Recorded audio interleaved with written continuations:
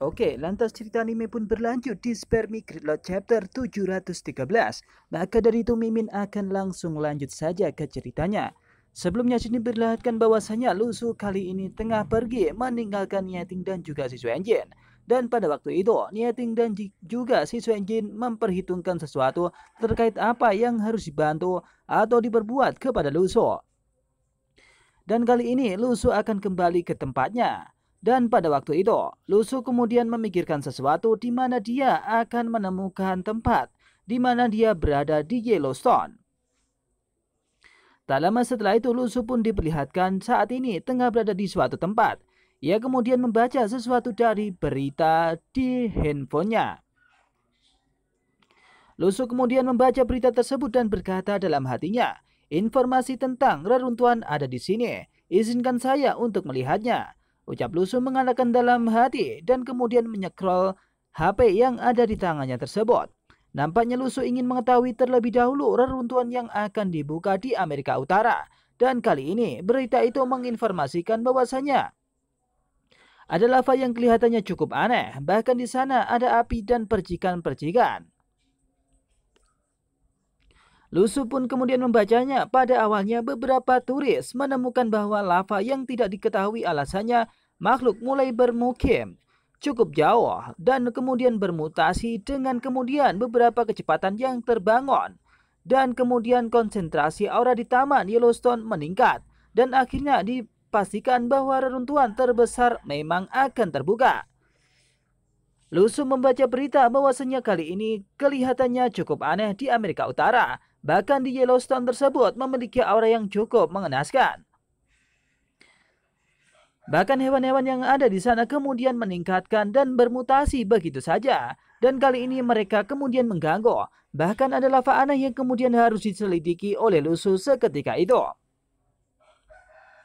Sambil membaca berita tersebut, Lusu kemudian berkata lagi dalam hatinya, "Meski tugasnya tidak sulit, Cheng Xuan dan juga Cheng Qi beserta yang lainnya semuanya adalah peringkat pertama, jadi saya tidak perlu khawatir dengan hal tersebut," ucap Lusu dalam hatinya. Ia menyadari bahwasanya Cheng Qi, Cheng Xuan dan juga Xiaoyo memiliki peringkat yang sangat tinggi. Bahkan peringkat terendah di dalam timnya adalah peringkat pertama. Dan kali ini Lusu tidak akan khawatir ketika dia berada di Yellowstone. Dan dia berada di reruntuhan. Tak lama setelah itu Lusu pun kemudian berkata kembali, "Tapi saya lebih baik pergi ke sana untuk menyelidiki situasinya terlebih dahulu dan bertanggung jawab kepada semua orang."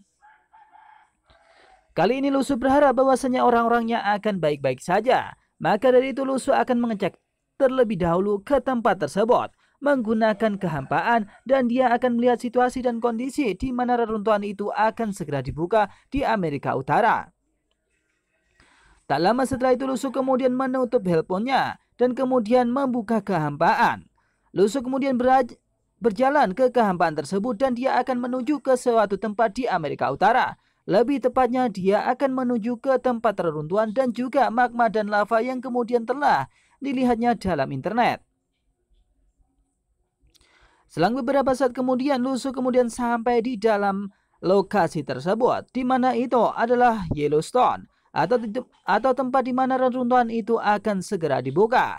Lusu pun kemudian membuka kehampaan itu dan kemudian menyadari bahwasanya ini adalah lokasi yang tepat yang dituju oleh Lusu, Taman Batu Kuning atau Yellowstone.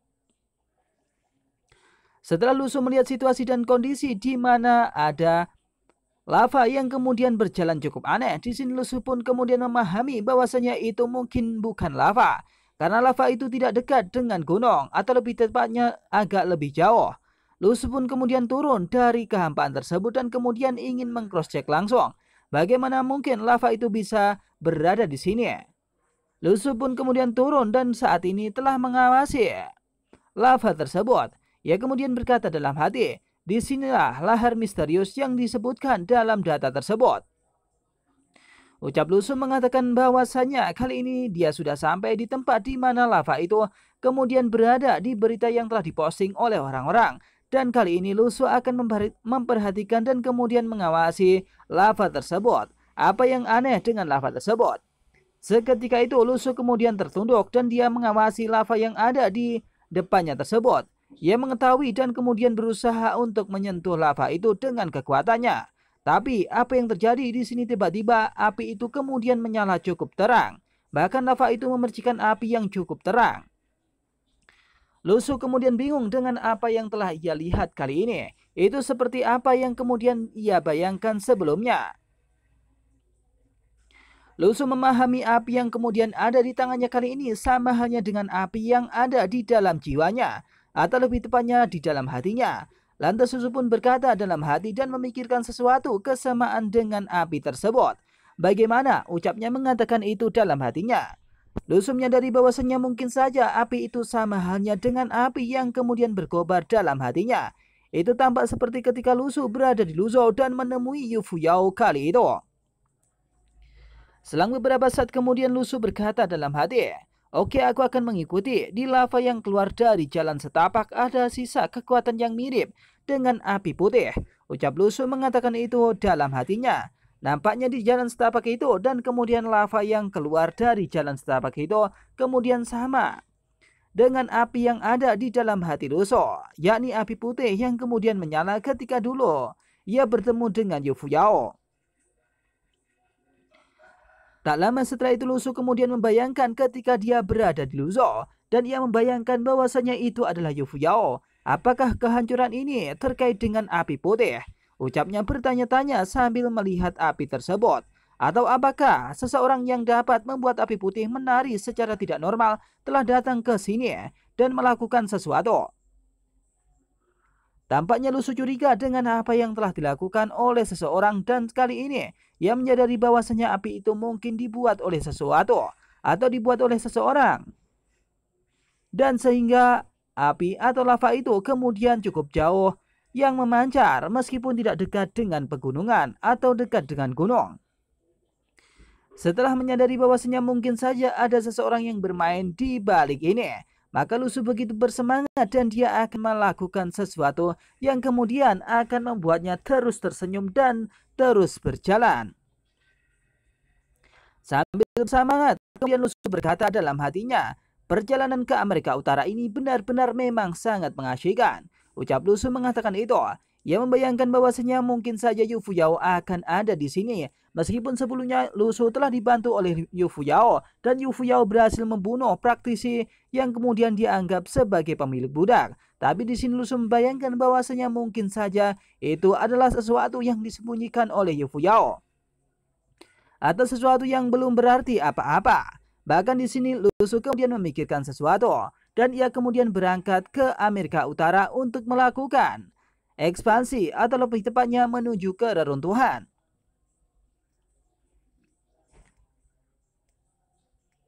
Tak lama setelah itu Shin diperlihatkan bahwasanya kali ini Lusu telah pergi ke Amerika Utara dan dia akan menuju ke Yellowstone dan pergi ke reruntuhan untuk pergi ke tempat tersebut mendapatkan sesuatu yang sangat berharga. Dan kali ini mobil itu kemudian berjalan. Nampak di sana ada pemuda-pemudi yang kemudian berjalan dan ngobrol sana sini, yakni seorang metahuman yang kemudian ngobrol asik di pinggir jalan. Seseorang lantas berkata kepada seseorang yang lain di pinggir jalan tersebut, saya tidak menyangka begitu banyak orang tiba di Amerika Utara." Ucap seseorang di sana mengatakan itu kepada temannya yang lain. Nampaknya orang itu adalah praktisi atau metahuman yang kemudian akan pergi ke reruntuhan di Amerika Utara. Sambil minum kopi, ia pun kemudian berkata lagi kepada temannya, "Mungkin Phoenix Society bahkan tidak bisa memblokir atau menjikat berita kali ini. Semua orang menyerah pada pengobatan." Ucapnya mengatakan itu. Ia menyadari bahwasannya Phoenix Society tidak mampu untuk melakukan atau memblokir informasi itu. Bahkan di sini ia menyadari semua orang datang ke sini karena Phoenix Society tidak bisa melakukannya. Itu terlebih karena Phoenix Society melakukan sesuatu yang tidak bisa dilakukan oleh pendahulunya. Itulah sebabnya mereka mengatakan bahwasanya banyak sekali praktisi yang kemudian datang ke tempat ini. Atau lebih tepatnya orang-orang datang ke sini untuk pergi menuju ke reruntuhan. Lantas seseorang yang lain pun berkata, "Hey, Order of the Phoenix atau Phoenix Society sekarang dipimpin oleh kaum konservatif. Tidak seperti dulu." Ucapnya menjelaskan hal tersebut. Nampaknya seseorang sudah mengetahui bahwasanya informasinya Phoenix Society telah digantikan oleh seseorang dan dipimpin oleh pemimpin yang baru. Maka dari itu dia mengatakan bahwasanya dia tidak mampu untuk memblokir berita itu. Lantas ia pun juga menjelaskan sesuatu. Setelah pertempuran benteng belakang harimau pertama, anggota Phoenix Society dan organisasi lain yang berpartisipasi dalam perang hampir berkurang, meskipun mereka adalah sama kuatnya. Nampak di sini anggota Phoenix Society kemudian berkurang akibat pertempuran yang tak bisa terelakkan. Karena hal itu, di sini Phoenix Society kemudian berkurang orangnya dan praktisi-praktisi yang kuat kemudian terhindar dari hal tersebut. Tetapi pada saat itu, para orang suci masih dalam posisi dan mereka memiliki kekuatan tempur yang sangat kuat, sehingga semua orang hanya berani marah dan tidak bisa berani berbicara. Ucapnya mengatakan itu, bahkan di sini perkumpulan tersebut pun kemudian bisa berhasil tinggal tenang, karena mereka yang kemudian diutus adalah orang-orang yang kemudian kekuatannya tak setara dengan petinggi dari Phoenix Society. Maka dari itu mereka pun saat ini telah biasa-biasa saja. Setelah tersebut dia pun kemudian menceritakan kembali. Pada suatu ketika ada seseorang yang kemudian berkata bahwasanya ada seseorang yang kemudian datang ke tempat Phoenix Society dan kemudian menghancurkan Phoenix Society, atau lebih tepatnya menghabisi orang-orang terkuat di jaringan tersebut. Seseorang lantas menceritakan sesuatu sampai suatu hari seseorang pembunuh tak dikenal yang terkenal muncul begitu saja dan kemudian masuk dalam kehampaan dan kemudian membereskan mereka semua. Itu adalah niating yang kemudian datang ke tempat tersebut. Setelah kematian orang-orang kudus, kaum konservatif dalam Orde Phoenix atau Phoenix Society dengan cepat naik ke tampuk kekuasaan untuk menyesuaikan kebijakan di dalam internal. Di sini nampak orang tersebut kemudian menjelaskan bahwasanya orang-orang dari Phoenix Society telah dihabisi oleh seseorang yang kemudian dijuluki pembunuh yang sangat handal. Maka dari itu orang-orang yang kemudian baru kemudian menaiki tahta berikutnya. Lantas di dalam podium ia kemudian berkata, "Raksasa saya, jangan pernah pergi ke jalan orang suci." Ucapnya mengatakan itu kepada orang-orang yang lain di Phoenix Society. Nampaknya orang tersebut adalah pimpinan dari Phoenix Society yang kemudian terlihat baru. Atau lebih tepatnya, ia adalah orang baru yang kali ini telah memimpin Phoenix Society. Meskipun peringkatnya tidaklah peringkat yang paling tinggi. Meskipun di situ dia menyadari tingkatnya adalah peringkat pertama. Di masa depan, Phoenix Society tidak akan lagi mengejar dan memperjuangkan hegemoni secara membabi buta. Ucapnya dalam sebuah konferensi kepada anggota Phoenix Society yang lain. Sebagai anggota faksi konservatif, raksasa itu juga menjadi anggota Phoenix Society karena dialah yang pertama dipromosikan ke peringkat pertama. Itu adalah pemimpin yang baru yang kali ini memimpin di tempat tersebut atau di organisasi tersebut. Setelah mengucapkan hal tersebut, di sini nampaknya orang-orang kemudian meledek jaringan Phoenix Society dan di sebelahnya telah ada mobil yang kemudian melintas. Lantas seseorang lain berkata kepada orang yang ada di sampingnya, sederhananya, itu berarti Phoenix Society tidak lagi berfungsi seperti dahulu. Ucapnya mengatakan itu. Lantas mereka kemudian tertawa terbahak-bahak. Itu menandakan bahwasanya kali ini Phoenix Society tak lebih dari orang biasa saja. Raksasa itu telah lama membuat keputusan untuk tidak mencegat praktisi atau organisasi manapun memasuki Amerika Utara dan tidak bisa berusaha memonopoli reruntuhan. Ucapnya mengatakan itu. Nampaknya di sini Phoenix Society tidak mampu untuk mencegat orang-orang tidak datang untuk ke Amerika Utara untuk mengunjungi reruntuhan. Bahkan Phoenix Society tidak mampu untuk membendung atau memanfaatkan reruntuhan yang ada di lokasinya. Itu tak seperti jaringan surgawi atau di sini jaringan surgawi yang terkenal memiliki orang-orang terkuat setingkat Grandmaster seperti Sisuanjin, Nueting dan juga yang baru yakni Lusu, seorang raja iblis. Pelanggar perbatasan Reaper Master Tibet menerima pesan secara online bahwasanya orang-orang terkuat itu adalah di jaringan surgawi. Sekarang terlepas dari jaringan surgawi, bagaimana mungkin ada organisasi yang memiliki kemampuan dan keberanian untuk menjadi musuh bagi seluruh dunia. Ucapnya mengatakan itu. Ia menjelaskan bahwasanya kali ini yang berkuasa adalah jaringan surgawi. Bahkan jaringan surgawi mampu jika dia dimusuhi oleh semua orang yang ada di dunia. Karena dia memiliki orang-orang terkuat seperti Raja Surgawi ke-9 atau Sichuan Jin dan juga Master Pembunuh seperti Niating.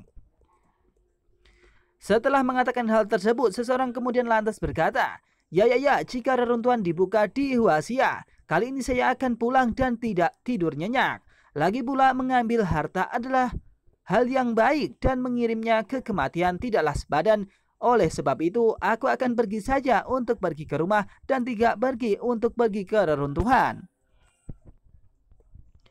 Tak lama setelah itu, seseorang yang lain pun kemudian berkata sesuatu kepada temannya. Saya tidak peduli dengan apa yang Anda katakan. Saya hanya ingin tahu apakah Raja Surgawi ke-9 atau jaringan surgawi akan mengirim orang ke Amerika Utara kali ini. Ucapnya mengatakan itu, sehingga membuat orang-orang yang lain pun kemudian tertegun. Tak lama setelah itu dia kemudian melanjutkan perkataannya, terutama jika mereka akan mengirim Raja Surgawi ke-9 dan juga kepala sekolah itu ke sana. Ucapnya mengatakan itu, ia memiliki trauma tersendiri ketika kepala sekolah dan juga Lusu datang untuk pergi ke reruntuhan. Karena dia akan mengambil semua harta dan juga akan merampok uang-uang yang ada di dompet mereka semua. Setelah mendengarkan perkataan dari temannya tersebut, di sini seseorang berkata, apa yang dikatakan ini? Ucapnya mengatakan itu. Ia pun bingung dan dipenuhi tanda tanya. Bagaimana mungkin dia mengatakan bahwasanya dia keberatan jika jaringan surgawi mengutus orang-orang untuk pergi ke reruntuhan. Lantas ia pun kemudian bercerita bahwasanya kepala sekolah dan Raja Surgawi ke-9 itu sangatlah menakutkan. Mengirim seseorang adalah yang paling bisa kita lakukan. Tidak ada apa-apa, tapi hari atau Raja Surgawi ke-9 itu dan juga kepala sekolah itu berbeda. Ucapnya mengatakan itu kelihatannya sedikit marah dengan kepala sekolah dan juga Lusu. Nampaknya ia pun ingin saja menampol Lusu. Tak lama setelah itu sambil marah-marah ia pun kemudian berkata, jika kita benar-benar bertemu dengan mereka, kita mungkin harus berdarah dan juga memposting. Itu artinya kali ini ia tidak akan mendapatkan apa-apa dan nasibnya akan sial. Lebih tepatnya seperti itu. Setelah menceritakan itu kepada temannya, nampaknya di sini orang-orang yang ada di sampingnya itu mengetahui bahwasanya dia adalah seorang korban. Dan kali ini ia menyadari bahwasanya jaringan surgawi itu sangatlah menakutkan. Aku masih ingat, ucapnya sambil menangis dan kemudian menghapus air matanya. Ketika saya bertemu dengan mereka, ketika saya mendapatkan reruntuhan di Asia Tenggara dan kocang, monster tak terbatas macam apa, dipaksa untuk menggali harta karun, dan saya dipaksa untuk tidak mendapatkan apapun. Ucapnya mengatakan itu. Bahkan ia mengatakan bahwasanya mungkin saja ia disuruh untuk melakukan sesuatu. Bahkan di dalam reruntuhan dia tidak akan mendapatkan apapun. Dan bahkan uangnya bisa saja dijamret oleh Lusu. Setelah mendengarkan perkataan dari temannya tersebut, di sini nampaknya mereka berdua kemudian sangat terharu. Atau lebih tepatnya sangat kasihan. Ia lantas berkata dalam hati, ternyata dia adalah korban. Ucapnya mengatakan itu dan kemudian dia berpikir bahwasanya dia tidak akan ikut ke dalam reruntuhan dan ia akan pulang saja. Setelah mengetahui temannya itu adalah salah satu korban dari Lusu dan juga kepala sekolah, lantas ia kemudian bergegas untuk pergi meninggalkan tempat tersebut. Lebih tepatnya menenangkan temannya itu. Saya tidak tahu seperti apa Raja Surgawi ke-9 itu. Kalau tidak saya bisa mengambil tindakan pencegahan. Ucapnya sok keras dan ingin melakukan pencegahan untuk membuat Lusu tidak ikut ke reruntuhan. Yaitu jika saya menemukannya di reruntuhan, saya akan segera menyembunyikannya dan menunggu reruntuhan itu berakhir dengan seketika. Ucapnya kemudian pergi meninggalkan tempat tersebut. Nampaknya di sini dia membela temannya karena dia tahu bahwasanya temannya itu mungkin diperas oleh Lusu dan juga kepala sekolah. Di sampingnya telah ada mobil Lusu yang kemudian mendengarkan percakapan mereka. Setelah mendengarkan percakapan mereka, di sini Cheng Zuan kemudian tertawa terbahak-bahak akibat informasi tersebut. Ia lantas berkata kepada Lusu, "Hei kakak Su, kamu sangat terkenal di sini." Ucapnya mengatakan itu. Nampaknya ia kemudian tertawa terbahak-bahak dan di sini mengetahui Lusu itu telah terkenal karena dia dengan kekuatannya bisa saja merampok uang-uang yang ada di dompet mereka semua. Mendengar perkataan dari Cheng Zuan tersebut, di sini Xiaoyu kemudian sedikit marah dan berkata kepada Cheng Zuan, "Hei Cheng Zuan, ikuti orang luar untuk membujuk, dan kamu tidak bisa membujuk kecuali aku yang membujuk Lu Shou." Ucap dari Xiaoyu mengatakan itu kepada Cheng Zuan. Cheng Zuan menyadari bahwasanya perkataannya itu mungkin tidak akan pernah didengar oleh Lu Shou, kecuali itu adalah perkataan Xiaoyu dan itu memang benar. Dan mungkin di sini Cheng Zuan menyadari bahwasanya apa yang dikatakan itu mungkin tidak berarti apa-apa kecuali perkataan Xiaoyu. Lantas dia pun sedikit menangis dan berkata, "Benar saja, saat Xiaoyu hadir, hanya dia yang bisa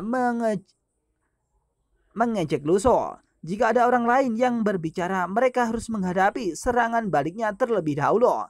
Ucap dari Cheng Zuan mengatakan itu dalam hatinya. Sebenarnya ia sedikit ketar-ketir ketika Xiaoyu kemudian menghajar dirinya. Itu lebih tepatnya yang menarik. Tak lama setelah itu Lu Shou kemudian dikagetkan oleh sesuatu yang kemudian mangkir di samping mobilnya. Lantas Lu Shou kemudian menatap ke arah tersebut dan berkata, ucapnya mengatakan itu. Ia menyadari ada orang kuat yang kemudian ada di samping mobil Lu Shou. Ia kemudian menatap ke arah mobil tersebut dan menyadari bahwasanya ada orang atau praktisi yang kemudian ada di dalam mobil tersebut. Tak lama setelah itu, Lu Shou berusaha untuk merasakan energi yang ada dan terpancar dari orang tersebut, atau lebih tepatnya yang keluar dari mobil tersebut. Seketika itu, Lu Shou menyadari bahwasanya itu adalah jaringan dari Phoenix Society atau pemimpin dari jaringan Phoenix Society tersebut. Nampaknya energi itu mampu dirasakan oleh Lu Shou dan Lu Shou menyadari peringkatnya kali ini adalah peringkat pertama. Meskipun begitu, Lu Shou pun tidak panik dan tidak gentar karena dia kali ini berada di peringkat Grandmaster dan orang-orang di sampingnya adalah peringkat pertama semuanya. Apalagi yang ada di jiwa Xiaoyu atau roh Xiaoyu yang kali ini berada di tingkat Grandmaster ada 2. Lu Shou kemudian berusaha untuk merasakan energi yang kemudian keluar dan memancar dari mobil tersebut. Lantas ia pun kemudian mengawasi dan berkata, yang duduk di mobil ini adalah pemimpin dari Phoenix Society saat ini. Ia pun kemudian sedikit bertanya apakah itu benar. Melihat bahwa fluktuasi energi hanyalah level pertama, tidak ada yang perlu ditakuti, ucap Lu Shou mengatakan dalam hatinya. Nampaknya ia mengatakan bahwasanya ia tidak perlu takut kepada pemimpin dari Phoenix Society tersebut. Ia menyadari fluktuasi energinya bahwasanya ia adalah peringkat pertama. Tapi tak lama setelah itu ada energi yang kemudian melancarkan aksinya kemudian mampu diserap oleh Lu Shou atau lebih tepatnya dideteksi oleh Lu Shou. Suara kemudian mendesis cukup keras dan mencari. Lu Shou kemudian bertanya apa yang kemudian terjadi. Bagaimana mungkin Lu Shou kemudian merasakan ada energi yang cukup luar biasa. Lu Shou menyadari energi tersebut dan dia bertanya-tanya dari mana energi tersebut. Selang 2 menit kemudian Lu Shou mengetahui bahwasanya energi itu kemudian memancar dari mobil yang ada di depannya tersebut. Lantas Lu Shou kemudian berkata dalam hatinya, siapakah fluktuasi energi yang begitu kuat ini? Ucapnya mengatakan itu.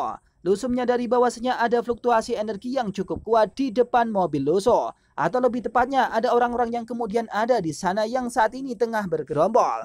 Ada kemudian salah satu yang memiliki aura yang sangat kuat. Lu Shou mampu merasakan hal tersebut.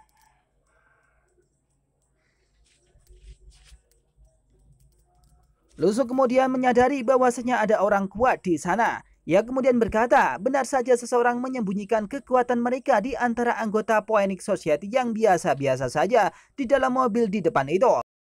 Mungkin adalah mata-mata dari Lu Shou. Pikir Lu Shou mengatakan bahwasanya mungkin itu adalah orang yang diutus dari Lu Shou. Atau mungkin itu adalah orang-orang yang kemudian akan memata-matai dan akan menghancurkan reruntuhan yang akan dibuka sesegera mungkin.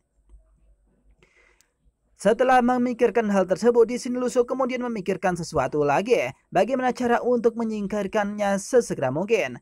Anda harus menemukan cara untuk mengeluarkan orang sebelum memasuki reruntuhan. Tanpa dia memberi perintah, pengkhianat bumi lainnya di Orde Phoenix Society yang telah menipu Lu Shou tidak akan bisa membuat masalah lagi. Lusu berharap bahwasanya dia bisa menyingkirkan orang tersebut sebelum reruntuhan itu mampu dibuka dan orang-orang kemudian masuk ke dalam reruntuhan. Dan di sini Lusu memikirkan bagaimana cara untuk menyingkirkan orang tersebut. Tak lama setelah itu Lusu kemudian berpikir sesuatu dan berkata dalam hatinya, "Tetapi dengan cara apa?" Ucap Lusu mengatakan itu. Tak lama setelah itu, di sini Lusu kemudian menoleh ke arah yang samping. "Penyimpanan," ucap Lusu mengatakan itu. Ia menyadari bahwasanya ada sesuatu yang bisa dimanfaatkan kali ini. Ia melihat ke Little Fury. Tak lama setelah itu di belakang tempat tidur, di sini Chang Zuan kemudian cukup marah ketika Cheng Qiu kemudian tidur dan kemudian memberikan sesuatu di bahu Chang Zuan. Lantas Chang Zuan berkata dan memarahi Cheng Qiu. "Hei Cheng Qiu, apa yang kamu impikan? Kenapa kamu masih ngiler?" Ucapnya mengatakan itu. Nampaknya Cheng Qiu kemudian mengantuk dan kemudian dia tertidur di bahu Chang Zuan. Dan kali ini Chang Zuan marah-marah karena dia telah ngiler di bahu Chang Zuan. Setelah mendengarkan perkataan dari Chang Zuan, di sini Lusu kemudian memikirkan sesuatu terkait dengan alam mimpi. Ia lantas berkata dalam hati, "Benar, alam mimpi," ucapnya mengatakan itu. Lusu menyadari bahwasanya ia memiliki Little Fury dan mungkin ini adalah waktu yang tepat jika dia akan menggunakan Little Fury untuk menyingkirkan orang tersebut. Lantas Lusu kemudian tersenyum dan melirik ke arah Little Fury. Dan Little Fury menyadari apa yang dilakukan oleh Lusu itu berbeda dengan hari-hari biasanya. Lusu pun kemudian berkata dalam hati, lingkungan dan pengalaman hidup Lusu sangat berbeda dengan orang-orang di bumi dan pikiran bawah sadar tidak dapat ditipu. Ucapnya mengatakan itu. Little Fury dapat membaca mimpi orang. Jika Anda meminjam kekuatannya, Anda akan segera dapat menemukan mata-mata Lusu tersebut. Ucap Lusu dalam hatinya. Lusu sudah menemukan cara terampuh bahwasanya dia akan menggunakan kekuatan Little Fury dari mimpi. Ketika ia menyadari bahwasanya mimpi itu mampu untuk dideteksi oleh Little Fury, maka Little Fury akan ditugaskan ke tempat tersebut dan berusaha untuk menyingkirkan orang-orang dari Lusu, atau lebih tepatnya mata-mata dari Lusu tersebut. Lusu kemudian tersenyum dan memberikan aura yang cukup luar biasa, sehingga di sini Little Fury menyadari Lusu ini tidak biasa-biasa saja. Sambil tersenyum, Lusu kemudian berkata dalam hati, "Masalah sudah terpecahkan," ucapnya mengatakan itu. Sambil memikirkan sesuatu, di sini Little Fury kemudian berkata, "Kiki, jangan tertawa untuk menakuti tikus," ucap Little Fury mengatakan itu. Little Fury menyadari bahwasanya apa yang dilakukan oleh Lusu ini mungkin akan membuat tikus-tikus itu ketakutan dan mungkin mereka akan ditugaskan oleh Lusu sesuatu yang sangat luar biasa. Tak lama setelah itu, di sini mereka hampir sampai ke benteng di mana mereka akan tinggal dan masuk ke reruntuhan di Yellowstone. Dan kali ini perjalanan mereka akan dilanjutkan untuk masuk ke reruntuhan dan akan mendapatkan sesuatu yang bagus. Tapi di dalam perjalanan ketika itu, banyak sekali sesuatu yang rentak. Bahkan di sini ada lava yang kemudian mengalir ketika Lusu berjalan melewati retakan tersebut. Itu nampaknya aneh, tapi Lusu sudah mengetahui mungkin itu adalah salah satu dari orang yang kemudian ia kenal sebelumnya. Di tempat lain, Shin diperlihatkan kali ini seseorang kemudian berada di sebuah ruangan. Pada saat yang sama di suatu tempat di Luzhou, seseorang kemudian telah menghubungi seseorang yang lainnya menggunakan cermin ajaib. Atau lebih tepatnya dia telah menghubungi seseorang lewat cermin tersebut. Mungkin ini adalah misi yang rahasia yang dilakukan oleh mereka berdua. Atau lebih tepatnya penelepon dengan penelepon yang satunya. Mereka menggunakan tudung-tudung dan juga pakaian yang serba hitam. Atau lebih tepatnya berwarna sedikit ungu. Dan Mimin belum tahu siapa orang tersebut. Yang tahu bisa langsung komen di kolom komentar. Seseorang lantas berkata dari balik cermin tersebut, Duan Muhuanzi telah hidup dalam pengasingan sejak kekalahan tanah leluhur. Sejak kekalahannya di tanah leluhur, dan dia belum kembali dari tanah leluhur itu. Ucapnya mengatakan itu. Nampaknya dia mengatakan kepada seseorang bahwasanya kali ini Duan Muhuanzi berada di pengasingan dan dia belum kembali ke tempatnya dan kemudian belum menjalankan misi tertentu. Lantas ia pun kemudian berkata lagi, rencana tersebut kemungkinan akan terus tertunda. Ucapnya mengatakan bahwasanya mungkin rencana ini akan tertunda. Ini kelihatannya cukup misterius dan siapa yang ditelepon Mimin juga belum tahu. Seseorang dari balik cermin tersebut kemudian mengawasi seseorang dan berkata kepada orang yang kemudian berkata kepadanya, mengetahui bahwa semuanya sesuai dengan harapan saya. Ucapnya mengatakan bahwasanya harapannya saat ini telah terwujud dan mereka tidak perlu khawatir ketika Duan Mukhwansi tidak melakukan apapun atau pergi ke pengasingan. Setelah mendengarkan perkataan tersebut, orang tersebut kemudian ingin pergi meninggalkan percakapannya. Tapi di sini orang itu kemudian mengatakan bahwasanya dia belum untuk mengakhiri percakapan ini. Tunggu sebentar, saya masih memiliki sesuatu untuk ditanyakan kepada Anda. Ucapnya mengatakan itu. Benar, artinya apa tujuan Anda meminta saya meninggalkan bidak catur di Amerika Utara? Ucapnya bertanya, bagaimana mungkin? Di sini, seseorang tersebut kemudian menyuruh orang tersebut meninggalkan bidak catur atau meninggalkan orangnya di tempat tersebut. Apa yang kemudian harus dilakukan orang tersebut? Atau apa fungsi orang tersebut? Setelah bertanya kepada seseorang yang ada di dalam cermin tersebut, orang yang di dalam cermin itu kemudian berkata kembali, itu bukan urusanmu. Anda bertarung saja, cukup bagi Xiao Liu untuk mendengarkan pengaturan saya dan melanjutkan misi tersebut. Ucapnya sangat misterius. Kali ini dia tidak menjelaskan apapun kepada orang tersebut. Ia menjelaskan bahwasanya ia harus menuruti apa yang harus ia lakukan atau sesuai apa yang ia katakan. Tak lama orang tersebut kemudian mematikan teleponnya dan kelihatannya orang yang ada di sini kelihatan cukup sedikit marah karena apa yang dikatakan itu belumlah mendapatkan informasi secara lengkap. Itu artinya dia tidak tahu apa yang kemudian direncanakan. Ia hanya mengerti bahwasanya ia hanya mengutus seseorang untuk pergi ke Yellowstone atau ke reruntuhan yang ada di bumi atau lebih tepatnya di Amerika Utara. Ia kemudian sedikit kesal dengan apa yang telah dilakukan orang tersebut. Nampaknya dia memikirkan sesuatu apa yang kemungkinan akan terjadi setelah ini. Sambil gemetaran di sini ia bingung dan membayangkan apa yang kemudian terjadi setelah ini. Dan cerita pun berakhir, akan dilanjut di Spermie Grilot chapter yang selanjutnya.